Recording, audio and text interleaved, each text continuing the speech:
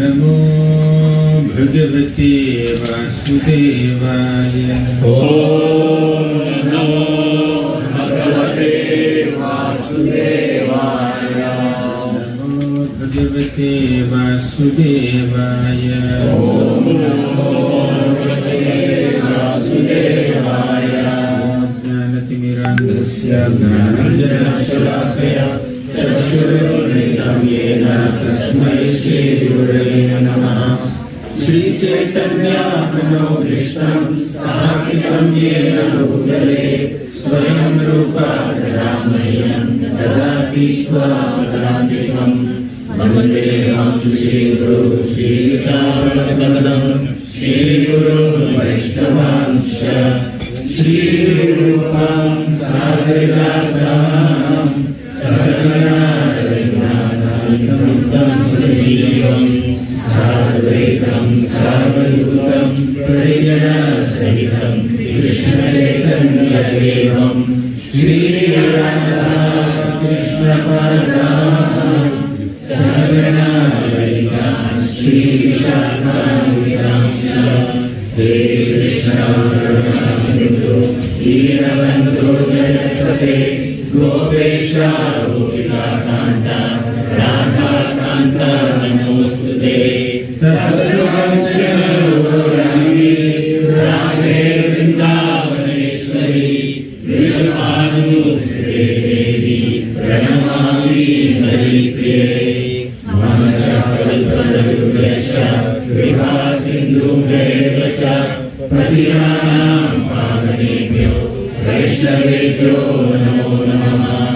नमो विष्णुपादाय कृष्णप्रेष्ठाय भूतले श्रीमते भक्तिवेदान्त स्वामिनिधि नामिने। नमस्ते सरस्वती देवे गौरवाणी प्रचारिणे निर्विशेषा शून्यवादी पाश्चात्यदेशसारिणे। जय श्री कृष्ण चैतन्य प्रभु नित्यानंद श्री अद्वैत गदाधर श्रीवासादि गौरभक्तवृंद। हरे कृष्णा कृष्ण कृष्ण हरे हरे हरे राम राम राम हरे हरे। हरे Krishna.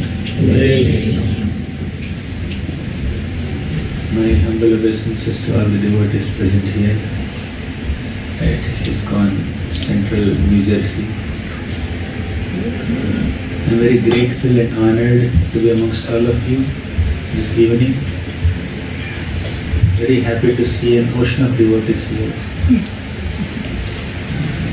Till the last end of that wall I can see devotees. Even in the upper planetary systems there are galleries. This is your enthusiasm to encourage Vaishnavas. So I congratulate and thank the hosts who invited all of you, and I thank all of you who reciprocated with their desire to have you here and their loving home and their worshipping Jagannath Baldev Subhadra. Also my humble obeisances to senior Prabhupada disciples and all the senior devotees here, especially His Grace Devakinanda Prabhu, who is like my father, and Mataji, who is like my mother, and everyone of you here, and even kids who have great enthusiasm to participate in Krishna Katha. I was asked to speak on a very relevant and important topic. Why is it difficult to chant Krishna's names? We know chanting is the Yuga Dharma, and many of us know several glories of Krishna's names also. Anyone who has spent some time in iskcon definitely understands the glory of holy name, the importance of holy name, may even quote some shlokas that describe the power and the potency of holy name. Most commonly quoted shloka is Harer Nama, Hare Rama, केवलम् कलो नास्तेव नास्तेव नास्तेव गतिगणन्यथा. Only Harinam, Harinam, Harinam. Kevalam, only Harinam. In Kali Yuga, there is no other way, no other way, no other way for the deliverance of the jiva. The most effective means to reach the lotus feet of Krishna, especially in Kali Yuga, is to chant Krishna's names. In the other yugas, there are other yuga dharmas. Krite yad dhyayato Vishnu tretayam yajato makhaihi dvapare paricharyayam kalau tad harikirtanat. Say it. Krite yad dhyayato Vishnu tretayam yajato makhaihi dvapare paricharyayam kalau tad harikirtanat.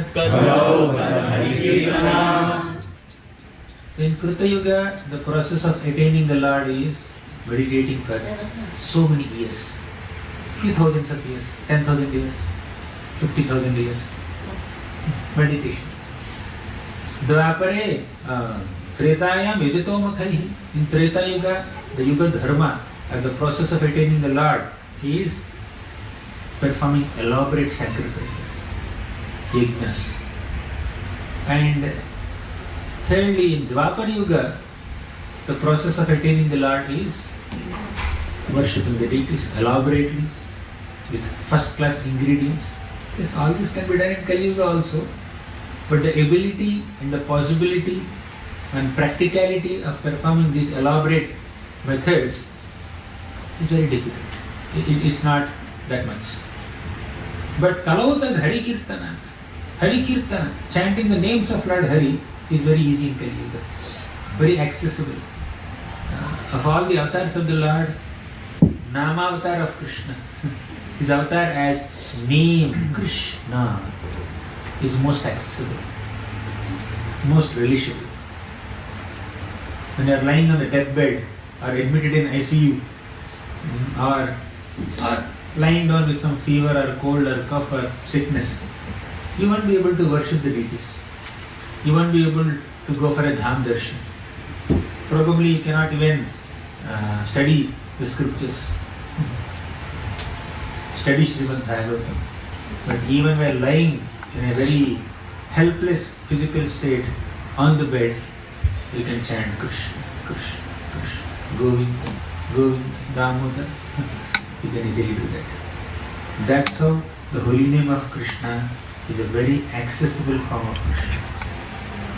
Very practical method and very easy method. Anyone can chant. So last maybe a couple of hours, all these devotees are nicely chanting, singing. You can sing with the holy names of the Lord accompanied by musical instruments, or you can simply chant Hare Krishna on your beats also. You can utter loudly, you can chant softly, you can even remember the names of the Lord in the mind also. So chanting the holy names of Krishna is very easy and accessible form of attaining Krishna. Very easy, very accessible. But there is a problem. We don't have sufficient taste. As Sri Chaitanya Mahaprabhu says, Namna makari bahudha nija sarva shakti tatrarpita niyamitaha smaranena kalaha. How many of you know this shloka? Second shloka of Sikshashtakam. Namna makari bahudha. Are you hesitant to raise your hands? If you raise your hands, then accordingly I will speak. Otherwise I will assume that you know. I assume that you don't know. Yes. Namna makari bahudha means Krishna has so many types of names, varieties of names. Prominently there are two categories of names. One, Mukhyana, second, Gauranga. Mukhyana means primary names of Krishna. Gauranga means secondary names of Krishna. What is primary and secondary names? All are holy names? Yes, there is a difference. Mukhyanam or primary names are those who completely represent Krishna's Swarupa, Krishna's full personality. And Gaunanam, or secondary names, are those who partially represent the Lord's potency. For example, you describe the Lord as Paramatma. Yes, that's one of the names of the Lord, undoubtedly. But that Paramatma feature of the Lord is not complete manifestation of Krishna. It's a replica. Paramatma is a replica, an amsha, an expansion of the Supreme Lord Krishna who stays within the hearts of all living entities. The Paramatma is not complete personality of Godhead, it's a replica, it's an amsha, reflection. Or we call him Srishtikarta, we call him Niyanta. So all these are correct descriptions of the Lord, but the Lord is much more than a Srishtikarta. Srishtikarta means one who creates. But is that the complete description of the Supreme Lord Krishna? No. Creation is one of his aspects only. Creation is one of his works only. It's not that completely, it's that creation is not completely representing his Swarupa personality. So such names like Srishtikarta, Niyanta, Paramatma, they are like secondary names, Gaunana. But primary names or Mukhyanam are those that completely represent Krishna's personality. What are they? Krishna, Govinda, Mukunda, Madhava, Narayana, Vishnu, Rama, Madhusudana. So completely representing his personality.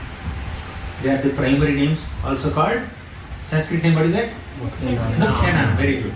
I'll ask some questions in between. Just to ensure that we are on the same page. And in this Mukhyanam also, there are two parts, two categories. One is Madhuryanam, second is Aishwaryanam.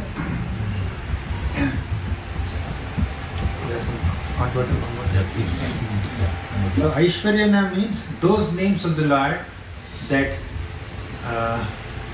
represent his majesty, grandeur, power, opulence.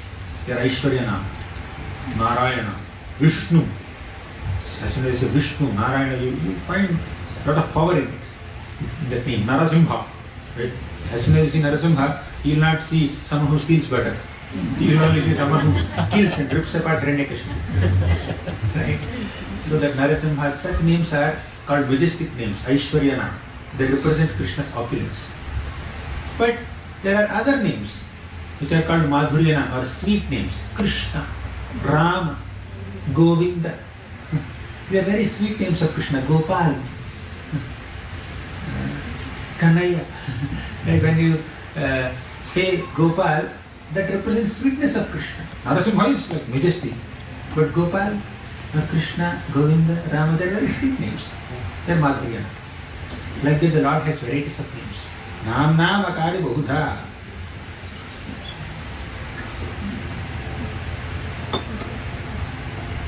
So we have seen this shloka. Namnam akari bahudha means the Lord has varieties of names. What are the two top categories? Mukhyanam and Gaunanam. Under Mukhyanam there are two subcategories. What are they? Madhuryanam and Aishwaryanam. Clear? Although the Lord has so many names, we don't have sufficient taste. But what is the greatness of these names, especially Mukhyanams? Nija sarva shakti tatrarpita. Krishna has invested all his personal powers into these names. Right? Krishna's personal powers, powers of Krishna's Swarupa are invested in all the names of Krishna. When you say Krishna, that name is non-different from Krishna's personality. The name is as powerful as Krishna himself. When you say Narayana, the name Narayana is as powerful as Lord Narayana. You have seen the episode of Ajamil, right? Ajamil said Narayana, that's all. But the name manifested 4 Vishnu Dutas who protected him from hell. Narayana did not personally come, but the name is sufficient. Chanting the name of the Lord is as good as feeling the personal presence of the Lord, and the presence of the name is as good as Krishna's personal presence, Narayana's personal presence that can protect Ajamil from these Yamadutas. You know Ajamil's story, right, all of you? Yes. So, Tatrarpita Niyamitaha Smaraniyana Kalaha. First quality of the name of Krishna is it's all powerful. All powers that are there in Krishna's personality are there in the name also. So name is all powerful. First one. Second, name is all accessible. Tantrarpita niyamitaha smaranena kalaha. There are no hard and fast rules of you chant at this time only, you chant at this time only, you should chant in the morning only. Good. If you can chant in the morning, that's wonderful. But if you don't get time in the morning, chant in the afternoon or chant in the evening. There are no hard and fast rules. So you got up in the middle of the night, have a headache or some health issue, you are unable to sleep properly, peacefully. You just got up at 1 a.m. in the morning. Can you go inside the altar and worship the deities at 1 a.m.? Can you do some arati and drink some well and offer some bhoga? Or can you do some shinda, offering dress and decoration? You can't do all that. But you can always pick up your beads and chant Hare Krishna, Hare Krishna, Krishna Krishna, Hare Hare, even at 1 a.m., even in the middle of the night. So, at any moment, at any time, you can always chant Krishna's names without any restrictions. Always accessible. What is the first quality of Krishna's name? All merciful. All powerful. Second quality? All accessible. Third quality is all merciful. Etadrishi tava kripa bhagavan mamapi. Kripa means merciful. Krishna's name is as merciful as Krishna himself. These are the three qualities of Krishna's names. What are they? Powerful, accessible, and merciful. Right? Still, problem is, Mahaprabhu says, Duddaivam idrishamiha janin na anuraga. My duddaivam, my misfortune is, I don't have anuraga, I don't have attraction to this all powerful, all merciful, all accessible holy name of Krishna. Why don't we have that attraction towards chanting Krishna's names? How can we destroy this misfortune of lack of taste in chanting Krishna's names? What exactly is the difficulty in Krishna's names? Srinatha Narayana Vasudeva, in that series of shlokas, Govinda Damodara Madhaveti Bhaktum Samarthopi Navakti Kaschit Ahojananam Yasanabhimukhyam. Bhaktum Samarthopi Navakti Kaschit Ahojananam Yasanabhimukhyam. Bhaktum Samarthopi means although we have the capacity to chant Krishna's name, say Krishna. Krishna, Krishna, Krishna, Krishna, Krishna, Govinda, Govinda. Is there any difficulty in it? Bhaktum Samartho means all of us have the ability to utter these names. Bhaktum Samartho api na bhakti kashchit. Still we don't chant. Prabhupada shares one joke. The wife is telling the husband, chant, chant, chant. Husband says, can't. Right? Bhaktum samarthopi navakti kaschit. Even though you have the ability to chant, you can't chant. You have no ability to conduct a great sacrifice. You have no ability to go into secluded forests or go underwater and meditate for 60,000 years. We are unable to do such deep dhyana. That's understood. We are unable to understand such elaborate Vedas, technical subject matters from the Puranas. We will not be able to understand. Okay, we understand that you cannot understand. You don't have the ability. But chanting the names of Krishna is so easy. Bhaktum samarthopi navakti kaschit. All the people have the ability to chant Krishna's names. They are so easy to chant, still they don't chant. Ahojananam yasanabhimukhyam Mukundamala Stotra. Even Bilomangal Thakur and Kulashekar Alvar, both of them are saying that Ahojananam yasanabhimukhyam. People are just running towards so many difficulties in this world. They are voluntarily embracing difficulties, embracing miseries, voluntarily. Vyasana abhimukhyam means they are inclined towards vyasana, inclined towards miseries by neglecting the holy name. So the acharyas are concerned about such disinclination to chant Krishna's names, that inclination to enjoy on a material plane. So acharyas say that we should beg the tongue. My dear tongue, please chant. My dear jihva, please chant. All of you make a request to your tongue now. Okay. Are you ready? Yes. To go with a begging bowl in front of your own tongue and beg the tongue. My dear tongue, give me this benediction, give me this charity. What is that? Jihve rasagne madhura priyatvam. Jihve rasagne madhura priyatvam. Jihve rasagne madhura priyatvam. Jihve rasagne madhura priyatvam. Satyam hitam tvam paramam vadami. Satyam hitam tvam paramam vadami. Avarnayetha madhuraksharaणि. Avarnayeta madhuraksharaणि. Govinda damodara madhaveti. Govinda damodara madhaveti. Govinda damodara madhaveti. Govinda damodara madhaveti. Bilvamangal Thakur is saying, Jihve rasagni. Jihva means tongue. My dear tongue, you are rasagna. Rasagna means you are relisher of tastes. You have the ability to experience tastes. Now you take a gulab jamun and put on your ear, put in your ear. Can the ear taste the gulab jamun? You take a paratha, put on your hand, here. Can the hand experience the taste of paratha? You take some sambar and pour on your legs. Can the leg experience the taste of sambar? You put idli and put in your nose. Take idli and put in your nose. Can the nose experience the taste?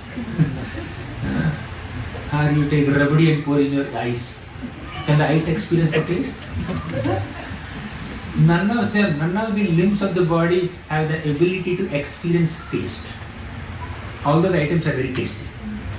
Only jihva, tongue has the ability to experience the taste. That's why tongue is called rasagna. Jihve rasagne. Oh jihva, my dear tongue, you have the capacity, you are bestowed with the capacity to experience different kinds of tastes. But although there are so many tastes, you have your favorite taste. What is that? Madhura priyatvam. Madhura priya. You are specifically attracted to this sweet. Of all kinds of taste, sour taste is there, bitter taste is there, hot, pungent taste is there, but sweet is very relishable by the tongue. Jihve rasagne madhura priyatvam. Means, oh tongue, you have the ability to experience tastes, but you specifically like sweets. How many of you like sweets? Many? Yes, oh, what's your favorite sweet? Everything. He likes. The Pakka Brahman. Any sweet he likes. Madhura Priya. But you know what? Of all the sweets, the best sweet, Krishna says. He says, Jihve rasagne madhura priyatvam. Satyam hitam tvam paramam vadami. Satyam hitam tvam paramam vadami. My dear tongue, let me reveal to you a secret, a very confidential truth. What is that confidential truth? And I am speaking this confidential truth to you with a well-wishing intent. Satyam, I am speaking the truth. Hitam tvam paramam. This truth, revelation of this truth causes you the greatest welfare. Paramam vadami, I am revealing that to you. What is that? Avarnayeta madhuraksharaणि. You love sweets, and the greatest sweet available in the entire creation is the name of Govinda Damodar Madhava. Govinda Damodar Madhaveti. Govinda Damodar Madhaveti. Jihve rasagne madhura priyatvam. He says, oh tongue, you are relisher of tastes. There are so many tastes available. Of all the tastes, you like sweets, and the sweetest of all sweets is Krishna's name. Please chant that. He said, I like all sweets, everything. But of all sweets, Krishna's name is the sweetest. Right? You should chant Krishna's names. Madhura madhurametan mangalam mangalana sakala nigama valli satphalam chitsvarupam sakridapi parigitam shraddhaya helayava bhruguvaranaramatram taraye krishna nama madhura madhurametan mangalam mangalana. Of all the sweets, Krishna's name is the sweetest. Mangalam Mangalanam. Of all the causes of auspiciousness, Krishna's name causes the best possible auspiciousness. Sakala Nigamavalli Phalam Chitsvarupam. If we compare all the scriptures to the creeper, beautiful creeper, holy name of Krishna is the ripened fruit of the creeper. Sakridapi parigitam shraddhaya helayava. We chant Krishna's names either with Shraddha or Helana, or either with faith or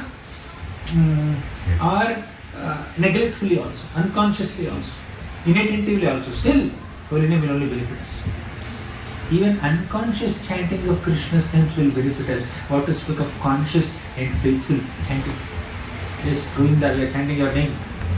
Govinda Damodara Madhaviti.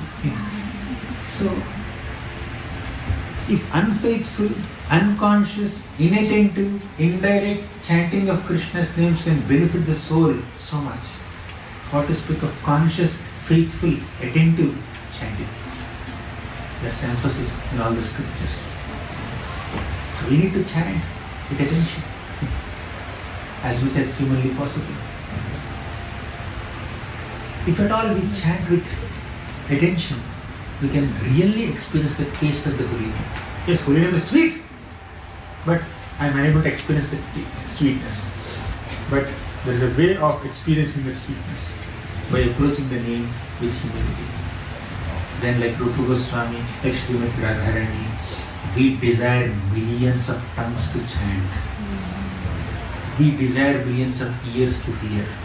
Tunde tandaviniratim vitanute tundavali labdhaye karnakrodakadambini ghatayate karnarbhute sprunam cheta prangana sangini vijayate sarvendriyanam kritim no jane janita ki yadbhiravritaihi krishneti varnadvayi tunde tandaviniratim vitanute tundavali labdhaye.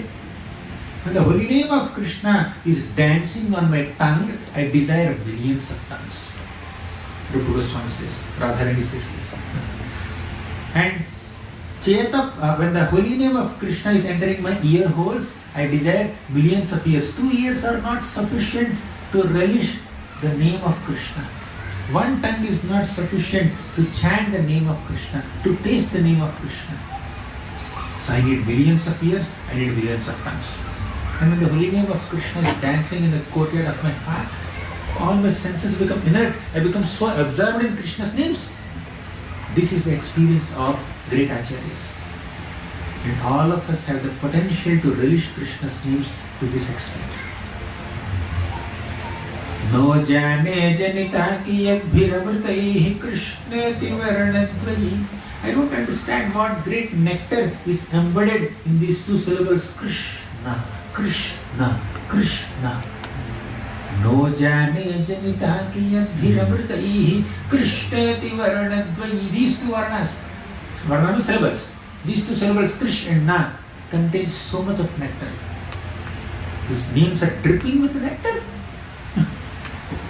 Chaitanya Charitamrita reveals this beautiful shloka in the Antya Leela.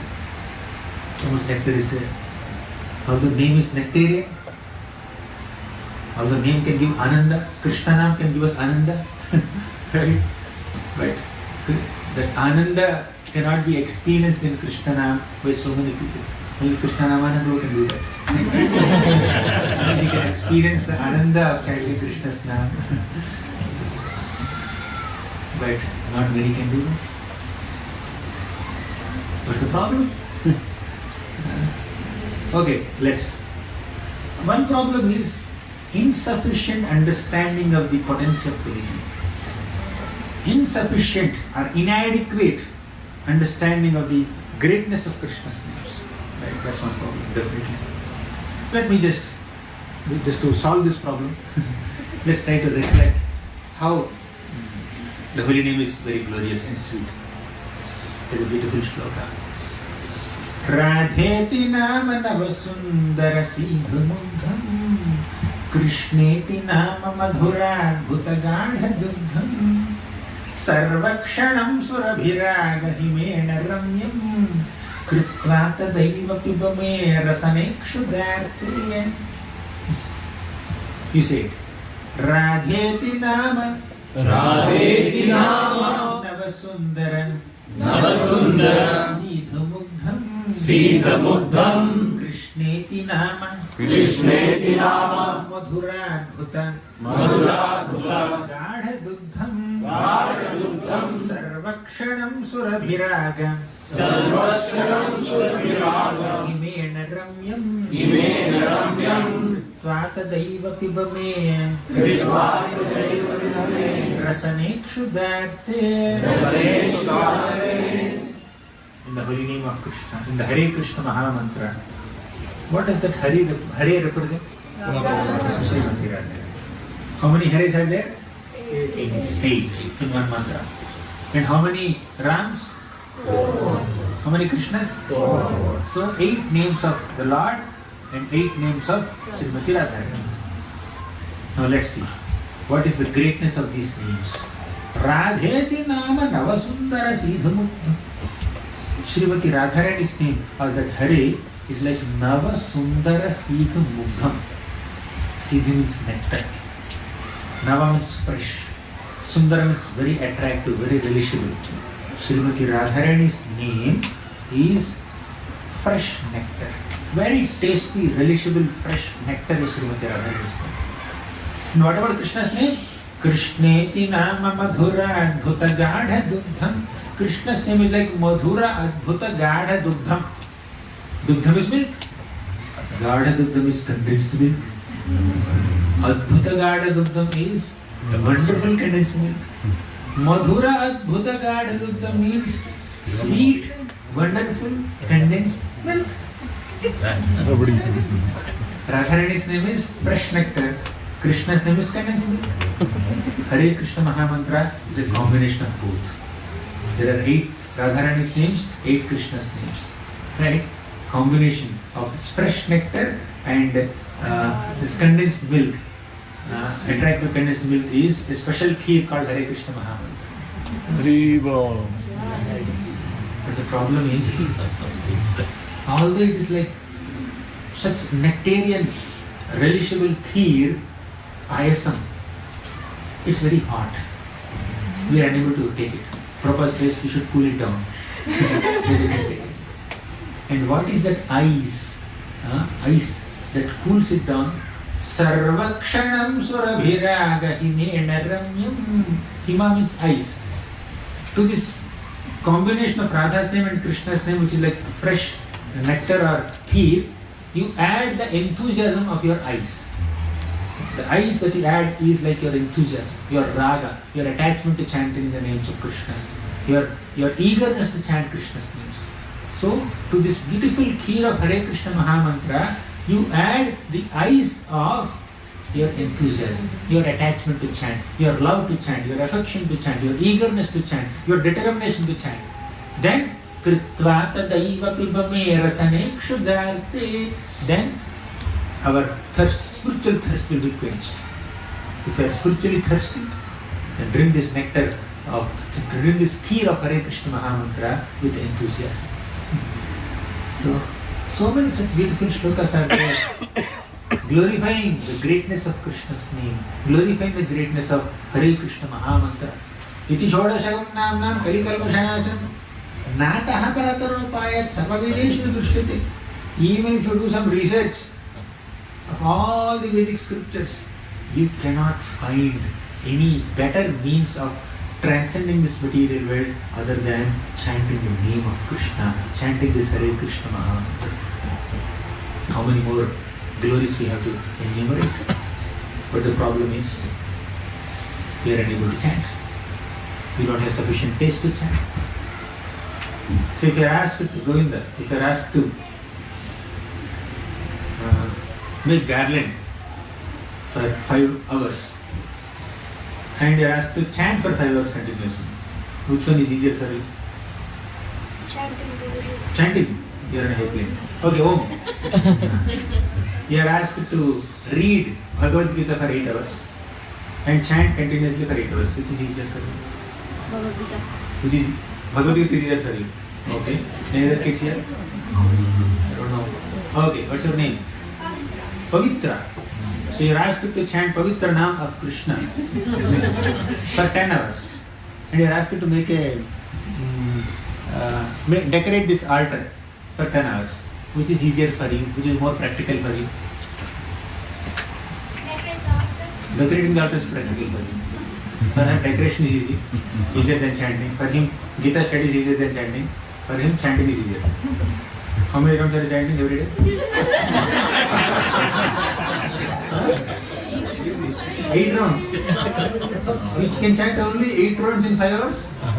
You said chanting 5 hours is very easy for me. In 5 hours you can chant only 8 rounds? In 5 hours I could probably chant 32 rounds. Okay. From tomorrow you should do that. I'm just going by your answer. I'm not pushing you to chant. Anyway. So yes, some devotees have taste for chanting, some devotees have taste for physical services, some devotees have taste for reading scriptures. But an average conditioned soul or a struggling sadhaka finds physical activity, physical services involving the senses more practical and much easier to perform than engaging intelligence in Krishna's service by studying the scriptures. Right? For most of us, or many of us, cooking is easy, book distribution is easy, decorating the altar is easy, making garlands is easy, but studying scriptures is little more difficult. And for those who find studying scriptures little easier, for them continuously chanting the names of Krishna is much more difficult. Right? It takes more time and more effort. Although, externally speaking, they are not doing much. Sitting in one corner, chanting Hare Krishna, Hare Krishna, Krishna Krishna, Hare Hare, Hare Rama, Hare Rama, Rama Rama, Hare Hare. But that exhausts us more than physical activity. Because senses are actively engaged in physical activities, so we are more absorbed there. But we are unable to absorb the mind in the activity of chanting Krishna's names, because mind is restless. So one reason why we don't have taste in chanting is restless mind. Controlling mind is more difficult than controlling senses. That's why Krishna said in the 3rd chapter of Bhagavad Gita, to control the mind, begin with controlling the senses. That's more practical and easier. And by regulating the senses, eventually mind also comes under control. But when you expose senses to all kinds of sense objects and you expect the mind to be controlled, it doesn't work. First control the senses. So, one of the greatest obstacles in our chanting, one of the greatest difficulties in chanting Krishna's names is our own restless mind.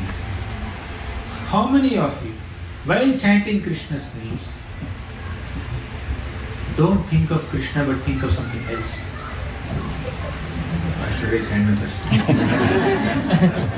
You are chanting Krishna's names, your hand is counting the beats, your ear is supposed to hear, your tongue is chanting, still your mind is not thinking about Krishna. How many times have you experienced that one full round passed, means 108 times you chanted Hare Krishna mantra without remembering Krishna even once? And how many of you chanted 16 into 108 mantras? 16 times without remembering Krishna even once. Mind is thinking of so many other arguments. I had this fight with the devotee yesterday. I should have presented this argument. Next fight I'll present those arguments. Right? Oh, yesterday the menu was not so great. I included some medu vada, some cake or some porridge in the menu. It was not that exciting. So we kind of think of 100 different irrelevant, unnecessary things that could be discussed at any other time other than chanting. But during the chanting time only, we get all those thoughts. Right? While chanting Krishna's name, we don't think of Krishna. It's a great irony. Surprising, right? How can we not think of a person whose name you are continuously chanting?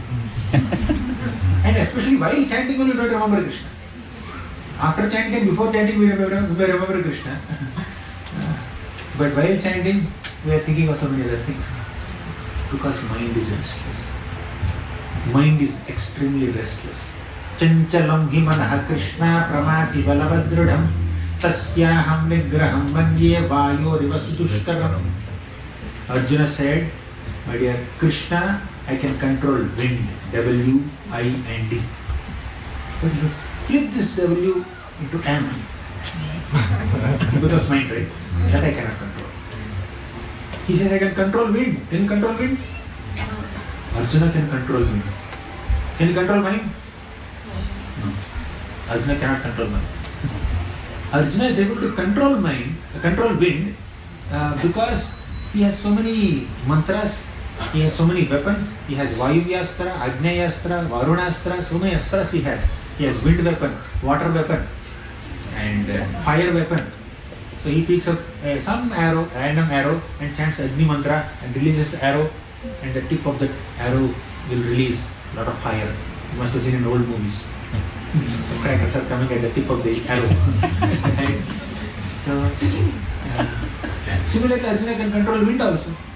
By chanting the wind mantra, by releasing wind weapon, Vayuvyastra. But he says, I cannot control the mind. It's difficult for me to control the mind. Then, that uncontrollable mind is a great obstacle. It causes greatest difficulty in chanting Krishna's names. But we need to understand it a little more deeply. Is mind really the villain in our chanting? Is our mind the real villain in our chanting? Who is the real villain? Senses. Desire is a part of mind. Senses of Senses are the enemies in our chanting? Okay, anything else? Let's have some interaction. ourselves. Ourselves, the soul, basically. Soul is the enemy in your chanting. Okay? Conditioning. Sinful activities, conditioning. Okay, tell me. False ego. False, that's the right answer.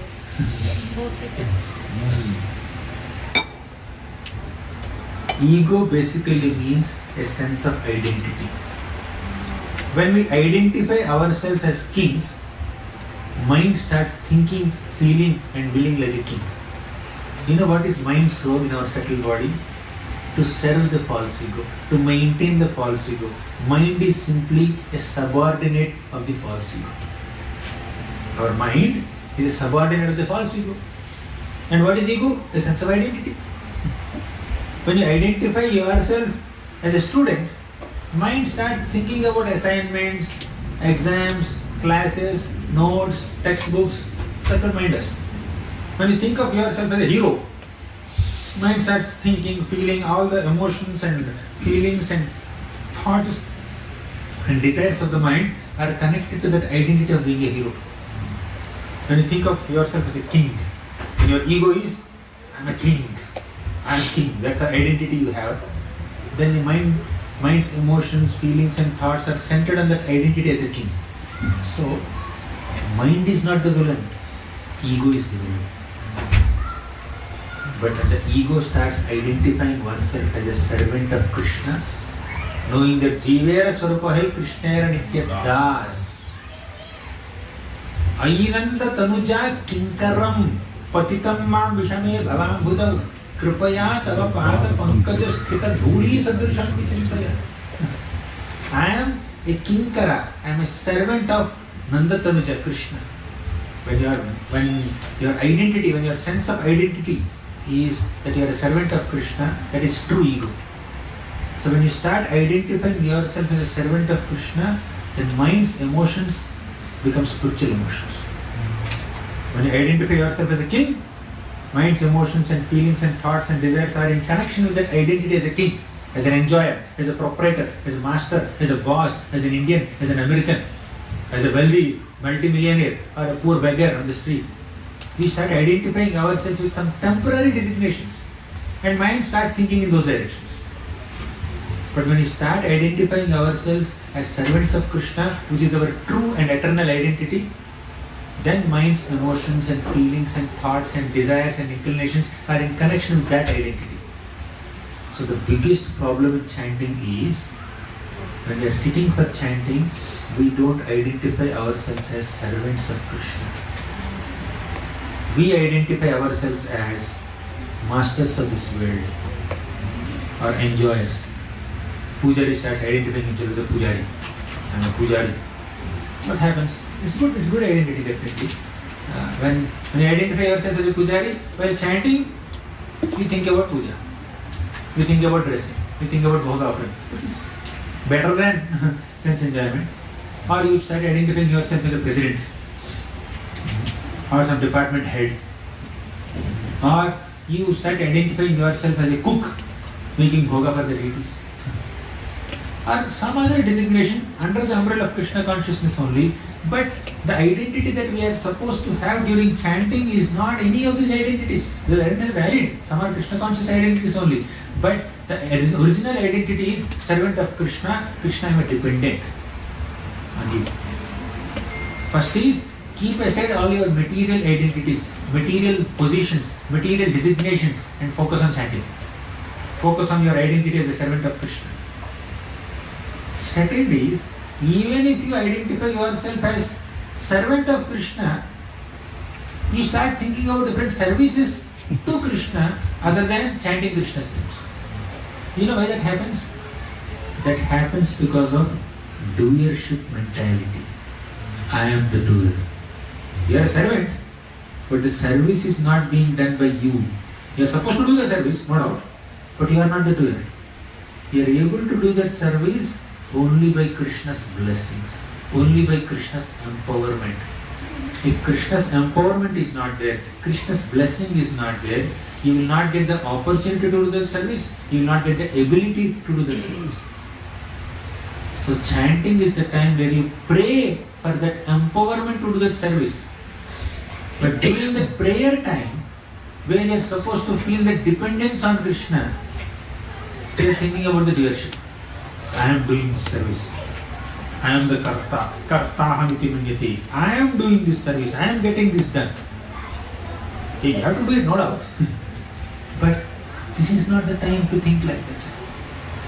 This 1.5 hours or 2 hours of chanting time is meant to make you feel that I am dependent on Krishna's grace. I need to be prayerful. I need to pray for empowerment. This is prayer time, dependence time. Not doing time. Execution time is different. But if you mix that execution time with prayer time, that's why we become meditative and chanting. Are you able to follow this? Is it getting intense? I can speak some stories connected to holy name also. Is it like too much of churning technically? No. How many are able to follow it? Rivo! Okay, fine. Because you gave me this topic, what to do? I have spoken so many stories from the Gita, Bhagavatam, Bengal. You can beat our mind some more So, we think we are the doers. Even while serving Krishna, our focus should be on the service, definitely, but we are not the doers of the service. Krishna is getting it done through us. We are instruments in Krishna's plans. Nimitta matram bhava savyasachi. Arjuna is savyasachi. He can release arrows from both hands. Don't ask me how, I don't know. But he can fight with both hands. Although he is a savyasachi, still he is a nimitta matra. Still he is a humble, simple instrument or a tool in Krishna's hands, Krishna's plans. So chanting is the time where we feel that we are the instruments, not the doers. When doing the service, you do the service. But when you are chanting, we pray for empowerment. We are not the doer. That's a time where you need to remind yourself that you are not the doer. Krishna is doing it through you. But While chanting, if you are thinking of I should do this, I should do that, then you are thinking you are the doer. I am not the doer, Krishna is the doer. Krishna is giving me an opportunity to do it. We can take away that opportunity also. We can get it done through someone else also. Then what will you think? Today you are having some service and you are thinking about the service while chanting. And the service is taken away by Krishna and he gave that service to someone else. Then what will you think in the next day's chanting? You have to think of Krishna's name. Because service is temporary. Chanting is permanent. Service attitude is permanent. Because our service, nature of services may change. The nature of services may change. Today you are doing some service, tomorrow you will do some other service. Today you are a student of Bhakti Shastri, tomorrow you will become teacher of Bhakti Shastri. Service will change. So, we have to be responsible towards all our services, but the responsibility should not induce any attachment within us, and the responsibility should not induce a doership mentality within us. So when we are doing services to Krishna under the umbrella of Krishna consciousness, sometimes we may be attached to that service. We may become possessive about that service. This is my service. Nobody should glance in this direction. And I will do this service the way I want. I will not take anyone else's opinion. I will not take anyone else. No interference. Zero interference. Complete autonomy I want. So there is an attachment to the service, to our way of doing that service. So if Krishna wants the service in a different way from a different person, if you are really a servant, you should allow that to happen. My focus is chanting Hare Krishna. Nobody can take away feedback from me. A position can be taken away, a privilege can be taken away, a service opportunity may be taken away, but feedback no one can take away from me. So in this constantly changing circumstances, we should hold on to things that never change. What never changes? Our position as a servant of Krishna will never change. Service may change, but our identity as servant of Krishna will never change, and we can maintain that identity by sincerely chanting Krishna's names. We can be conscious of that identity by sincerely chanting Krishna's names.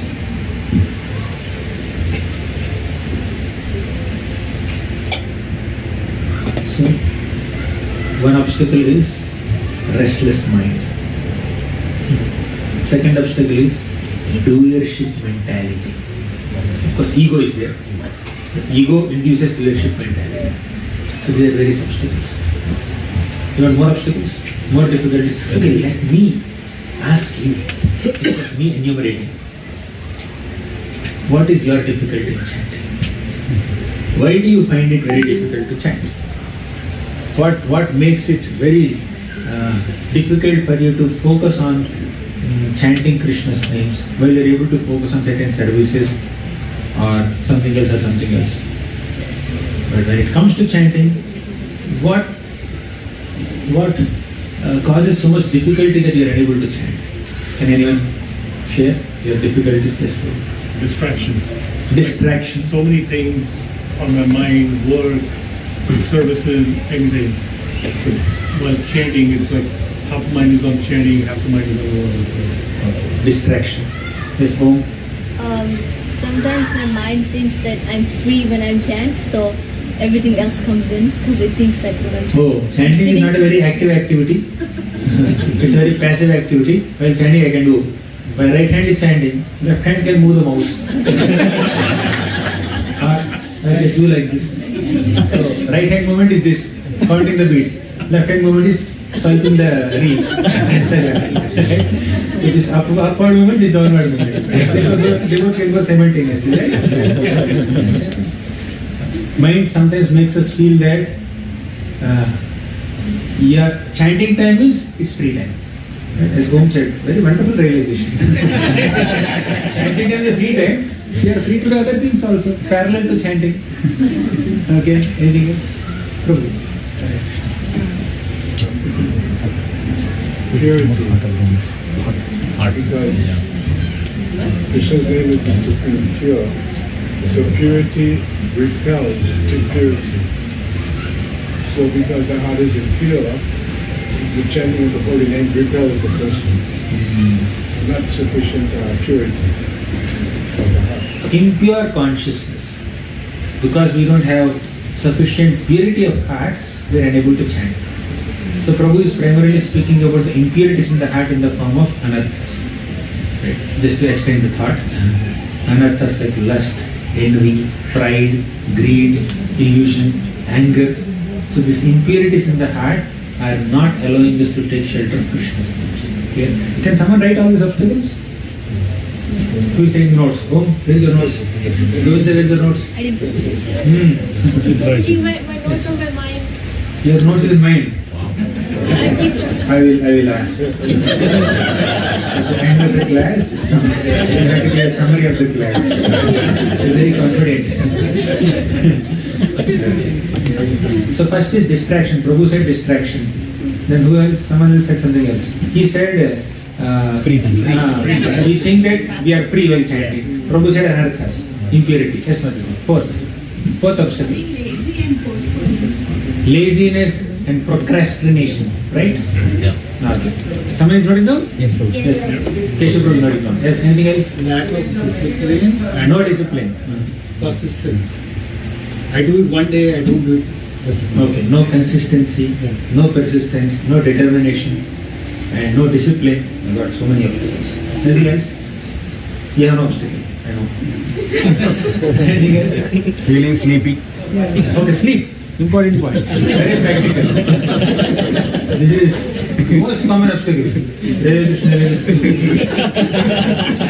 Sometimes snoring also. When you're sleeping, you don't realize that I'm snoring. Anything else? Yes, sir. It's like your to-do list, like you have so much to get done. Task list, to-do list, planning time. Chanting becomes planning time. But if chanting becomes execution time, for someone, it is planning time. Yes, Amrita, Pavitra. Dreaming. When you sleep, you get dreams. Okay, very correct. Okay, dreaming while chanting. Okay, what kind of dreams you get? Hey, Pavitra dreams. Your dreams. Yes, what's your name? Tulasi. Yes. You are not prioritizing. You are not prioritizing getting to chanting. Yes. You are raising your hand. No. You have no obstacles in chanting. Okay, fine. Yes, ma'am. It's not my realization, but my Prabhu, I think he's not here. So he gets bored. Same thing repeated again. He gets very bored. He's like, why we are again and again. Repetitive activity, very boring. Oh my God. Very monotonous, non-spicy activity.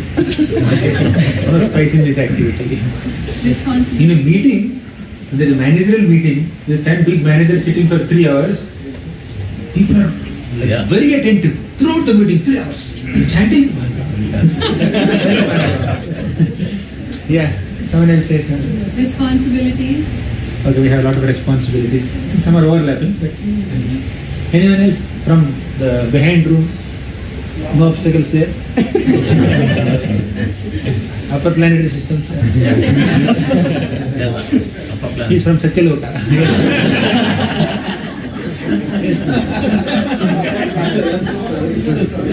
Here at Golok we can't hear you. Loss of interest. Loss of interest. Lack of interest, loss of interest. Tiredness, exhaustion. Cannot relish the taste. No relish, no taste. Durdaiva midrisha mihara, jenita anuraga, no anuraga. Okay, yes, last. Treating it like a You chore. are singing so well. Not having obstacles, yes. Treating it like a chore and a task on the to-do list. So I just check it off, I finish my rounds now. Mechanically doing things.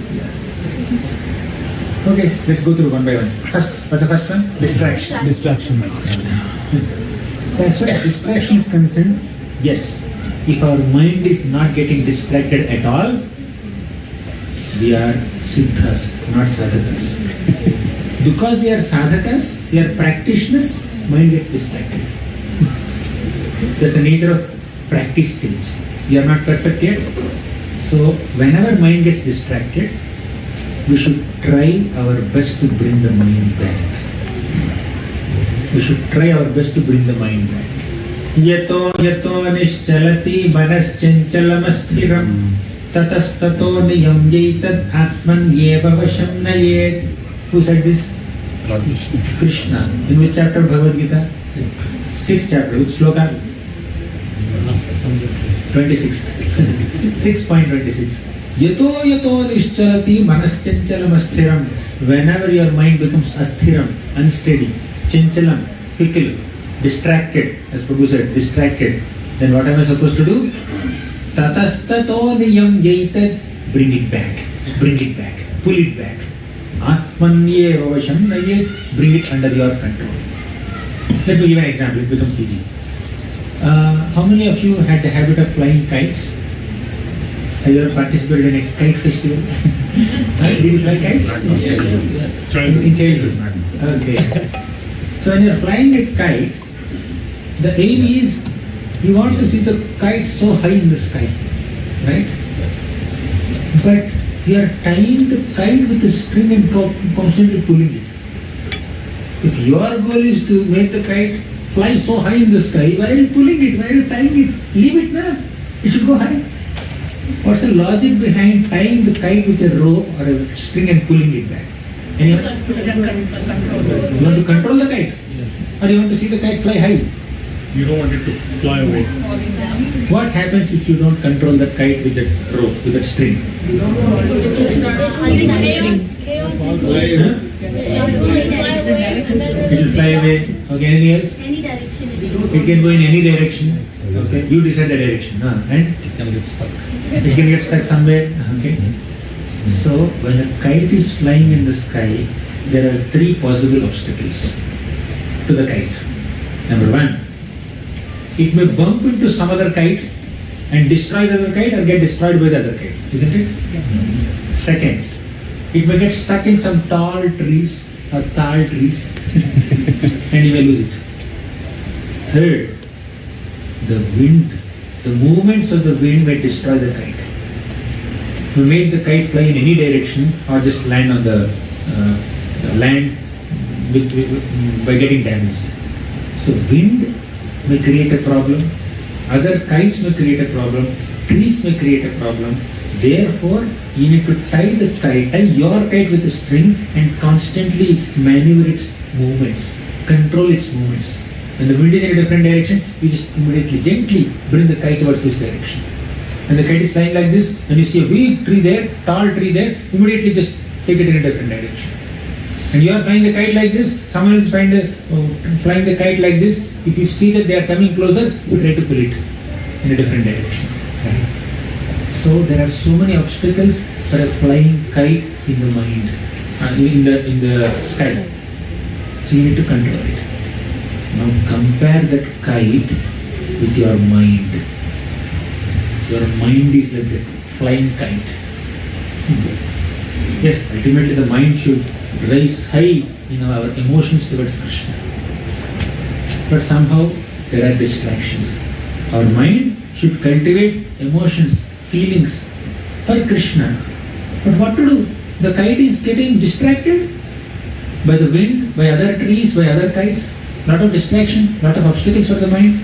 So, just as we pull the kite with the string, we need to control the mind with our intelligence. Mind is our emotional faculty, intelligence is our rational faculty in our subtle body. Mind can only emote.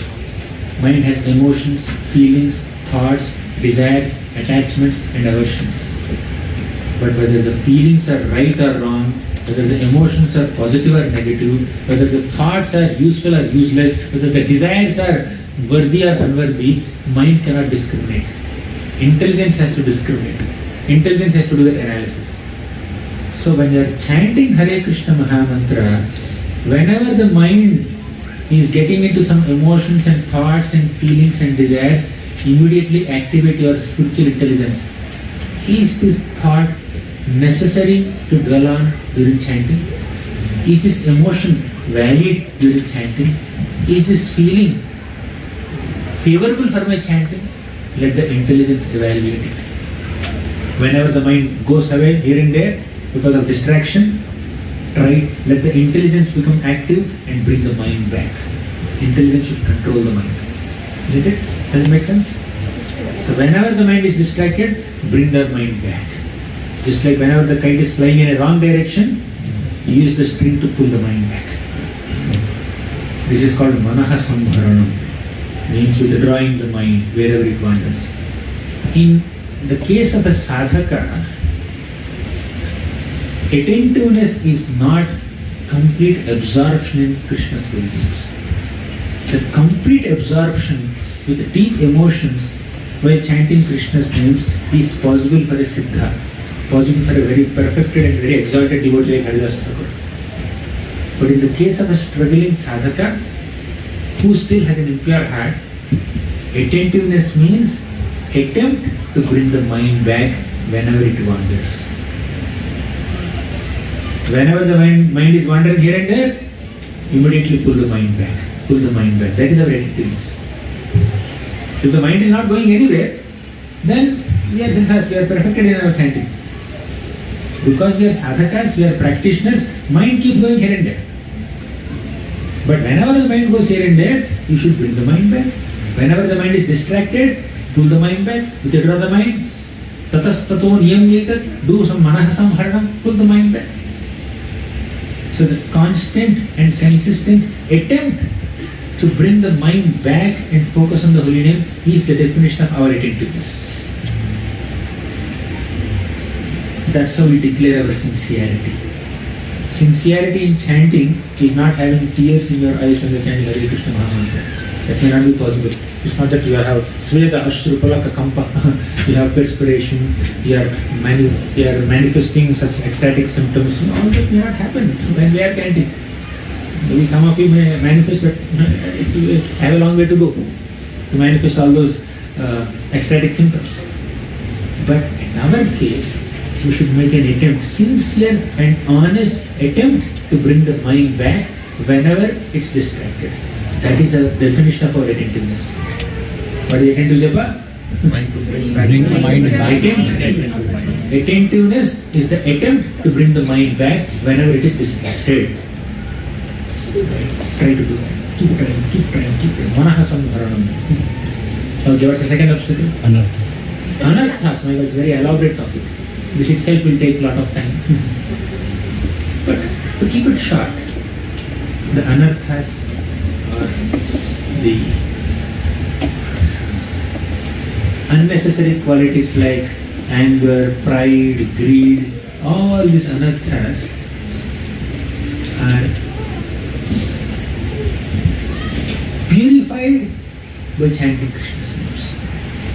Anarthas will not allow us to chant Krishna's names, but to destroy the anarthas, we should continue to chant Krishna's names. It is the holy name of Krishna that purifies our anarthas, that destroys our anarthas. Having faith in this chanting, in this process of chanting, in the potency of Krishna's mantra, we should chant. We should have that faith. Shatruchedayika mantram sakalam upanishadvakya sampujya mantram samsarocheda mantram samuchita tamasaha sangha niryana mantram sarvaishwaryayika mantram vyasana bhujaga sandashta santrana mantram jitme Sri Krishna mantram japa japa satatam janma safalya mantram. How many of you know this shloka? Very important shloka. Shatru Chedeka Mantram, this holy name of Krishna, this Krishna mantra can destroy all our shatrus in the form of lust, envy, pride, greed. The very process of chanting Krishna's names will destroy the obstacles in the heart. These obstacles may obstruct you in chanting, but your consistent, determined chanting will destroy those obstacles. Right? Then there are no more obstacles. So we can discuss a lot on this topic, but we'll just move ahead. Basically, when we are chanting Krishna's names, definitely our lust will distract us. Our envy, our pride will not allow us to chant. You may prioritize something else over chanting the holy names of the Lord. But we need to remind ourselves constantly that this holy name of Krishna will purify my consciousness. It's the only hope that I have to purify myself of my anarthas. When we constantly remind ourselves of this, and we remind each other, and when we sit in the association of those people who are able to chant with more sincerity than us, that's a reminder for us. His chanting is better than my chanting. So let me sit next to him. Let me take inspiration from him. Whatever it takes. You may sit in front of Tulsi Maharani and chant. You may sit in front of the deities and chant. You may sit next to some sincere devotees and chant. If you are sleepy, you may stand up and chant. If required, you may walk and chant. So whatever is required to keep ourselves focused in chanting, let's do it. That's why we are prioritizing it. We need to prioritize this process of chanting. I think somewhere one spoke about priority also. Because holy name is the sound representation of Krishna. Holy name is non-different from Krishna, and chanting the holy names of Krishna is a yuga dharma that will take us to the lotus feet of Krishna. We need to give utmost priority to this. How can 10 other things become more priority for us than chanting Krishna's names?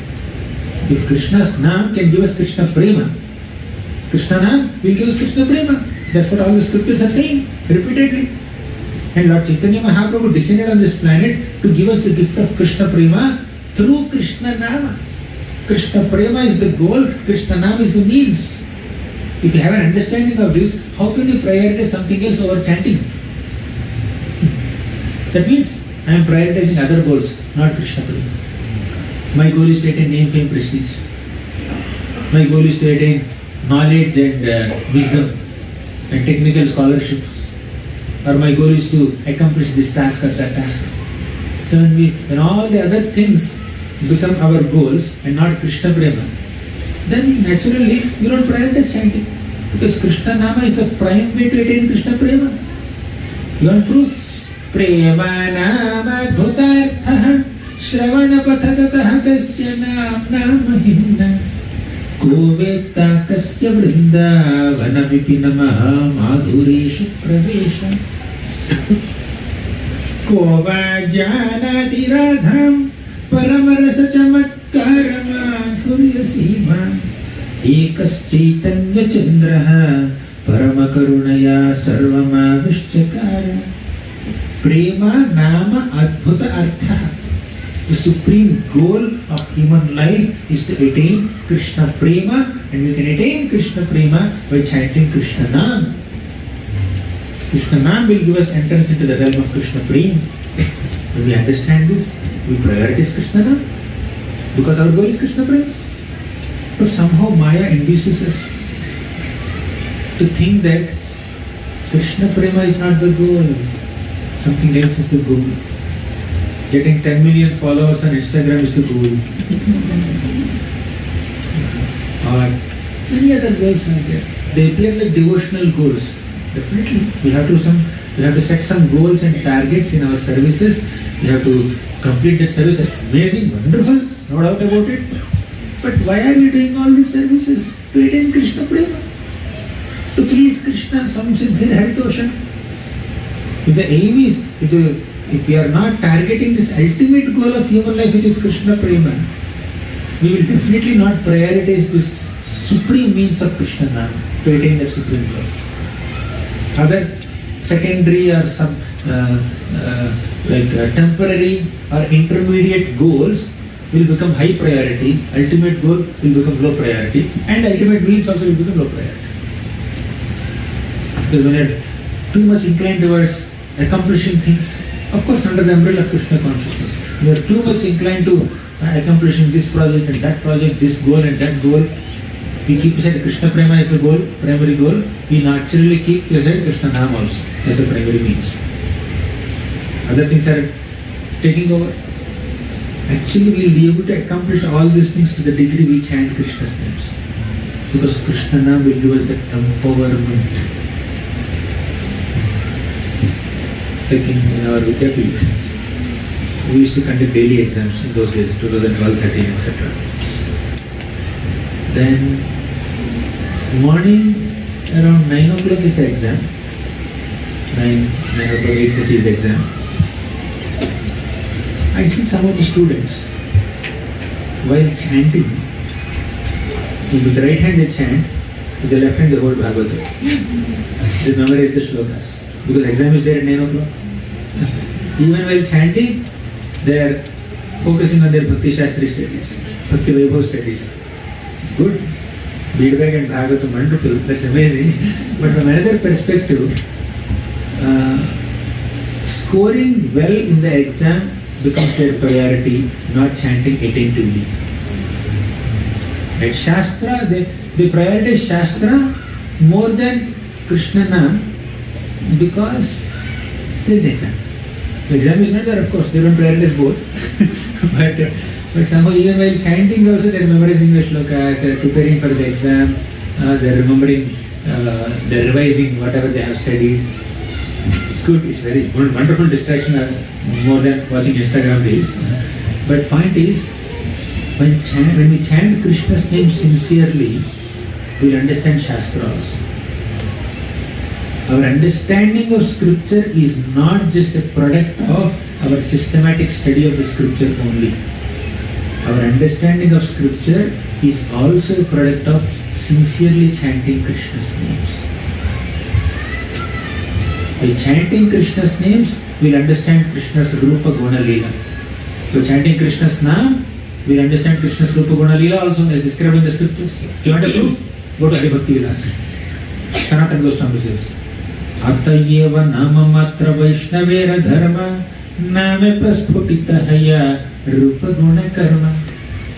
Atayeva nama matra vaishnavera dharma. The Vaishnava's dharma is to chant Krishna's names. And that nam prasputita haya, that will manifest in front of you rupa guna karma of Krishna. You will understand Krishna's form well by chanting Krishna's name. You can appreciate Krishna's form well by chanting Krishna's name. Guna, you will understand and appreciate Krishna's qualities properly as described in the scriptures by chanting Krishna's names. Karma means Krishna's activities, Krishna's leelas. You will be able to understand Krishna's pastimes as described in Srimad Bhagavatam to the degree we sincerely chant Krishna's names. Name has the potency. Chanting Krishna's names is the foundation of our spiritual life. Foundation of our scriptural understanding, foundation of all the accomplishment under the umbrella of Krishna services, right? So it's all about chanting. Not that we keep on chanting throughout the day, feedback, and not focus on any of our services. That's not the point here. Not that we are encouraging everyone to become bhajanandi.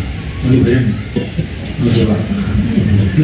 But your seva, the empowerment for your seva depends on your sincere chanting. That's what we are trying to say.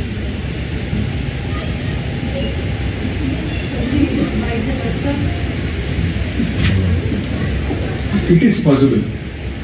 It is definitely possible. When we serve with proper consciousness, then we will become more dependent on Krishna's names.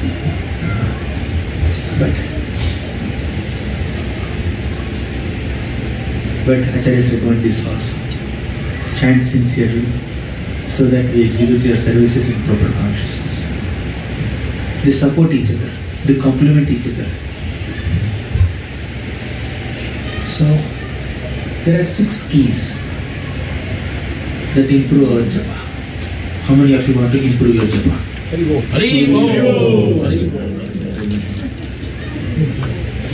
I know these 6 keys, but I forget to implement these 6 keys. Therefore, I am reminding myself of these 6 keys once again in your auspicious presence, in your association.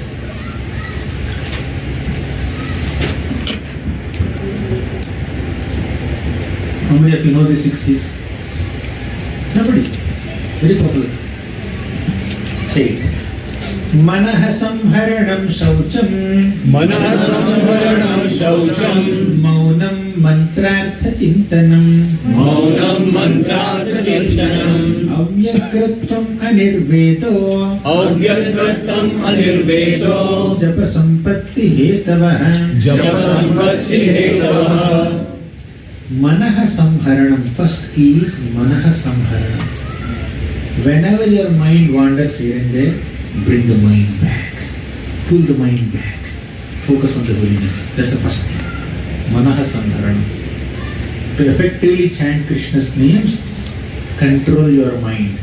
Whenever your mind is distracted, make a sincere attempt to bring the mind back and focus on the holy name. That is attentiveness. So first key we already discussed, manaha samharanam. Second key is shaucham. Shaucham means be clean, internally and externally. Just imagine you are chanting your rounds without taking a bath. Of course, sometimes when you are sick, you may have to chant like that. Or when there is no water in the bathroom, you may have to chant. Or when you are traveling, you may have to chant like that. That's fine. Circumstantially, even if you chant in an unclean state of physical existence also, your chanting is counted. But as much as humanly possible, if you take a bath, wear fresh clothes and sit in a clean place and chant, you can focus better. Right? Isn't it? Simple externals. Shaucha means being clean physically, and our surroundings must be clean. Just imagine sitting in a place which is filled with a lot of kachra, a lot of messy ambience. You can focus well. But you sit in a very clean place in front of the altar, you can chant well. You sit in a garden, or you sit in an altar room, or you sit on the terrace where everything is peaceful. So shaucham is very important. Physically also we need to be clean. You are chanting when you are perspiring, you are very tired whole day, and that you are perspiring dirty, clean, this clothes are also dirty, you are chanting like that. You cannot focus well. Take a bath, 5 minutes, and sit, you can chant better. Shaucham. But that shaucham is not only the cleanliness of the physical body and the ambience. That shaucham also refers to the cleanliness of the heart. Even the mind also has to be clean. And the mind is filled with a lot of impure thoughts. Thoughts of envy, thoughts of jealousy, thoughts of superiority complex or inferiority complex, or thoughts filled with arguing with someone. You cannot chant, you cannot focus on chanting. And mind is generally very fresh early in the morning. Mind is generally clean early in the morning. By the end of the day, my God, mind is bombarded with so many thoughts, you may not be able to focus, but early in the morning it's very clean. Relatively clean. So, let's chant it. What's the first key? Manaha means withdrawing the mind whenever it wanders.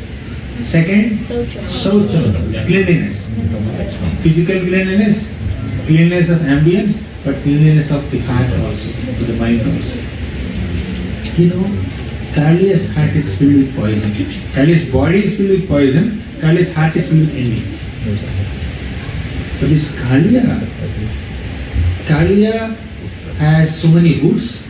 The hoods of Kaliya are slippery, poisonous, soft and wet. Similarly, our tongue also is wet, soft, slippery and poisonous sometimes. Tongue is soft, tongue is wet, tongue is slippery also, right? Sometimes you have tongue slip. Yes. Sometimes tongue is very poisonous. We speak a lot of prajalpa with his tongue. We speak a lot of Vaishnava Ninda with his tongue. So, just as when Krishna danced on the hoods of Kaliya, Kaliya is completely purified of his poison and envy. Similarly, when we allow Krishna's name to dance on our Kaliya-like tongues, we will be purified. Right? So, compare your tongue with Kaliya's name. And Krishna's name is dancing on our tongue, that will purify us. Right? So, that is the real shaucham.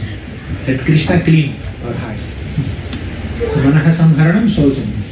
Third is maunam. What is maunam? Silence. Silence does not mean you don't speak anything. Silence only means that we don't speak anything inappropriate or incompatible with the path of God. We don't speak anything which is not connected to Krishna's tattva or Krishna's seva. We speak something which is spiritual, which is positive, which is in line with the scriptures, which is in line with the teachings of Parampara. That kind of speech is there. You can speak constantly, no problem. You can be very talkative in that way. But sometimes we speak mundane subject matters. We speak very foul subject matters, materialistic stuff. Mind is corrupted by speaking all kinds of unnecessary, mundane, materialistic subjects. So when we allow our tongue to speak lot of materialistic subjects, the tongue loses its ability to chant Krishna's names. We cannot properly chant Krishna's names when we utilize this tongue in appropriate ways. Therefore, maunam is very important. Especially maunam before japa is important. In many iskcon temples, morning there is Mangalarti, Narasimharati and some chanting of Shashtakam. Then you start chanting Hare Krishna. So the tongue is nicely trained in praying to the Lord for half an hour, 40 minutes. Then you start chanting, it will become very easy. But just imagine you have utilized your tongue to speak a lot of mundane subject matters. Some Bollywood, some Tollywood kind of subjects. Then you sit with the big guy to chant Hare Krishna, Hare Krishna. How much can the tongue do a good job in that?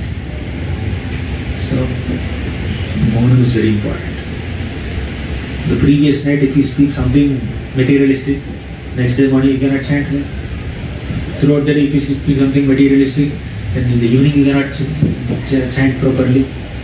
So tongue will be able to effectively chant Krishna's names, pronounce Krishna's names to the degree we utilize the tongue in pure ways when we are not holding the lead. Maunam. Then fourth, very important, mantrartha chintanam. Mantra, artha, chintanam means meditating on the meaning of the mantra we are chanting. We need to meditate on the meaning of the mantra. What is the meaning of Hare Krishna mantra? Please engage me in your service. Okay, whom are you asking? Radha and Krishna. Radha and Krishna. So when you are saying Hare Krishna Maha Mantra, we are requesting Srimati Radharani and Lord Sri Krishna to engage ourselves in their service. But how many of us are conscious of this meaning of the mantra while chanting Hare Krishna, Hare Krishna, Krishna Krishna, Hare Hare? You forget that while chanting this mantra, I am addressing the Lord, I am requesting the Lord, I am begging the Lord to engage me in His service. But I am not being conscious in this begging.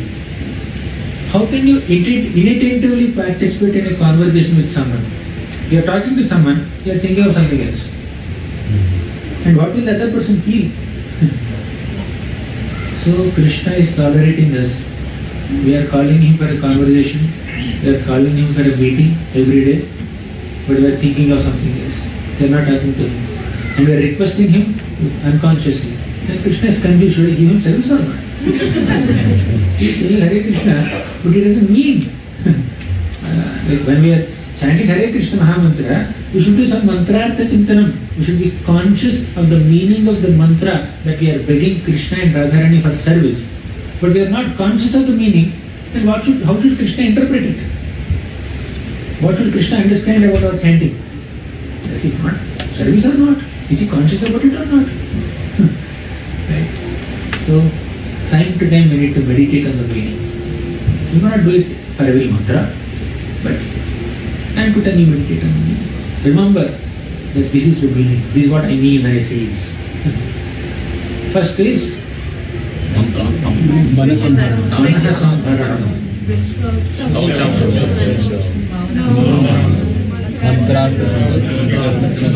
Fifth is Avyagratvam. Avyagratvam means not being in haste, not being in a rush to finish your rounds.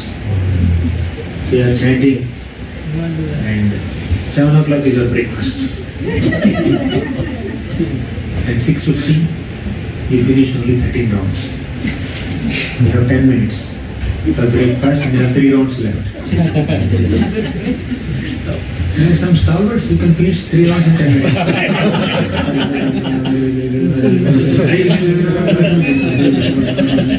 They eat some mantras, they eat some names, they swallow some syllables, and they manage to complete 3 rounds successfully in 9 minutes 59 seconds.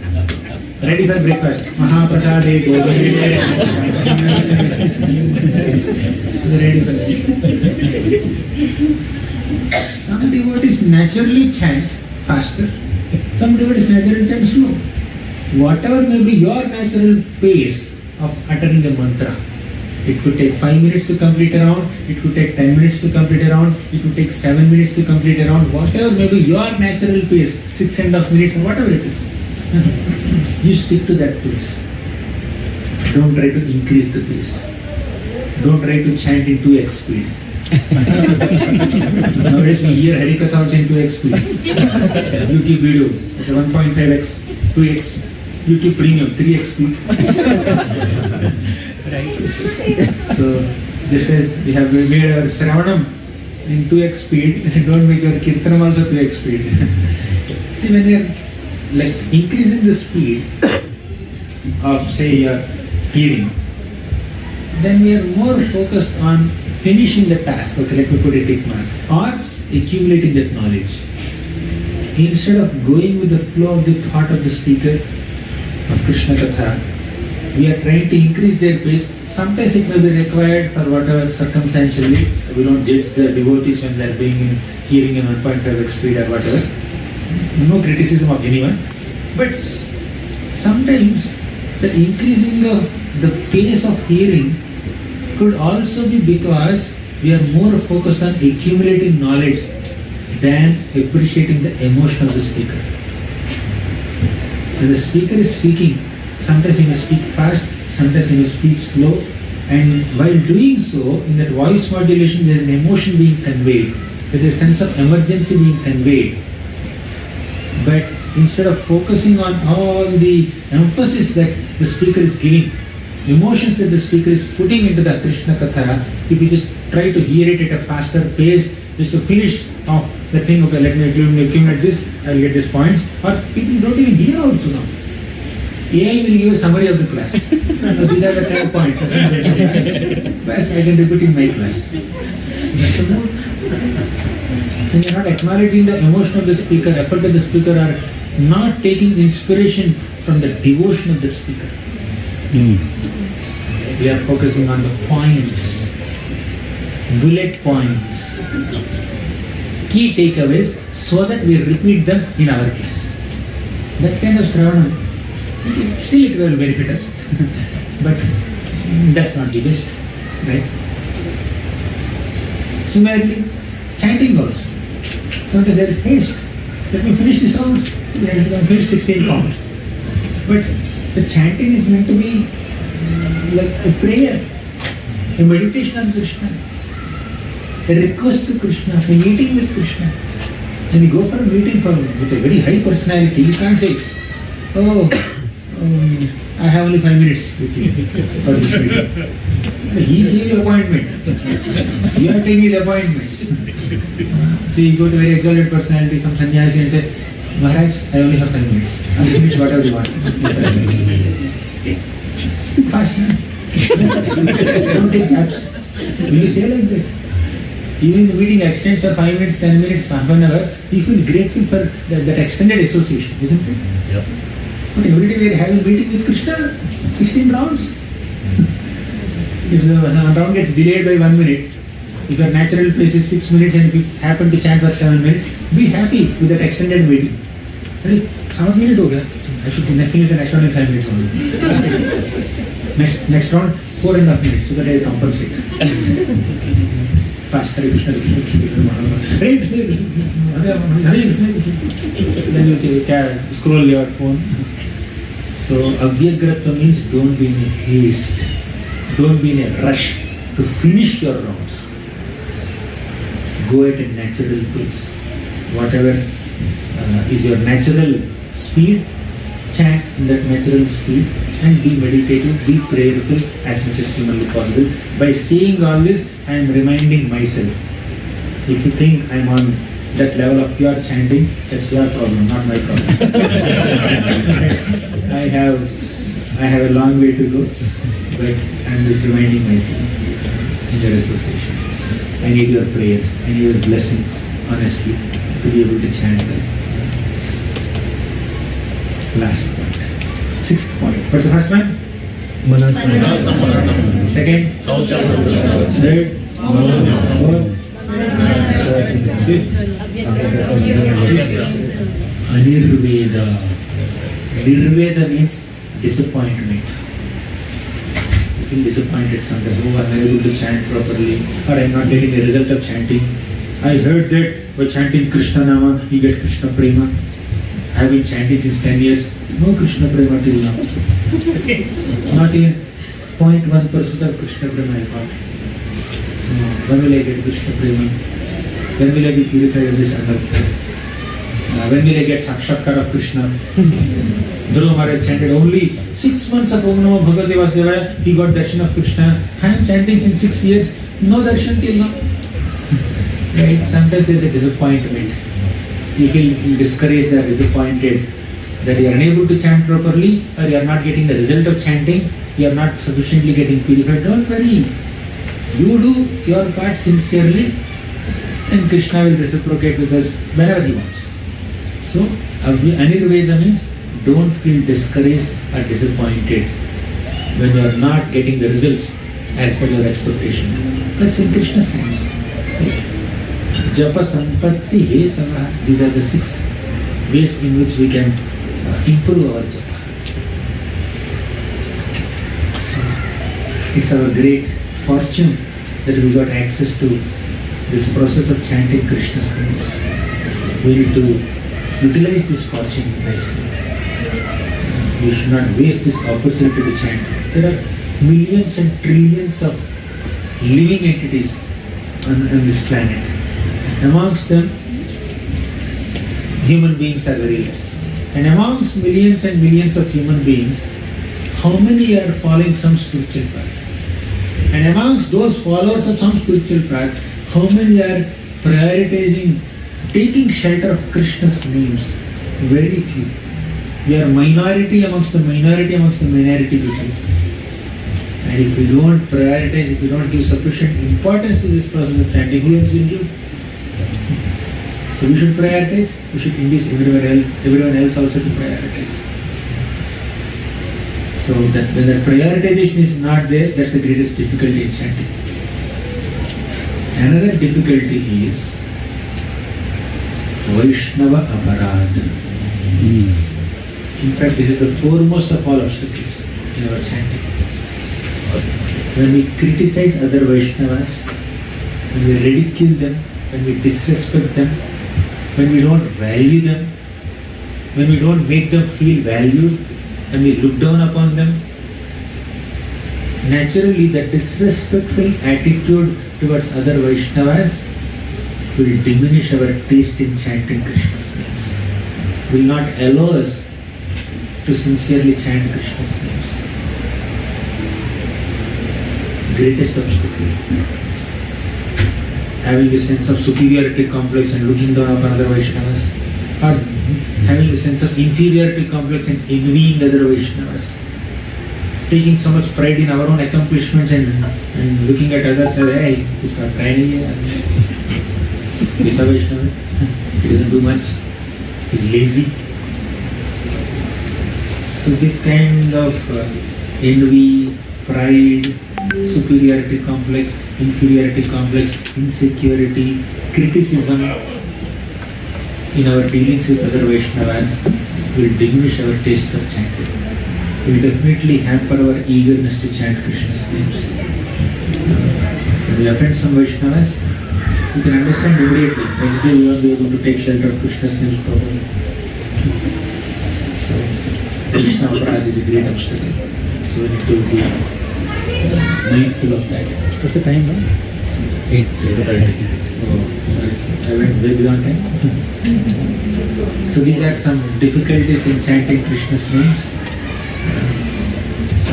sincerely beg for your blessings so that I don't just speak about the difficulties but also sincerely try to overcome these difficulties and take shelter of Krishna's names. Thank you very much.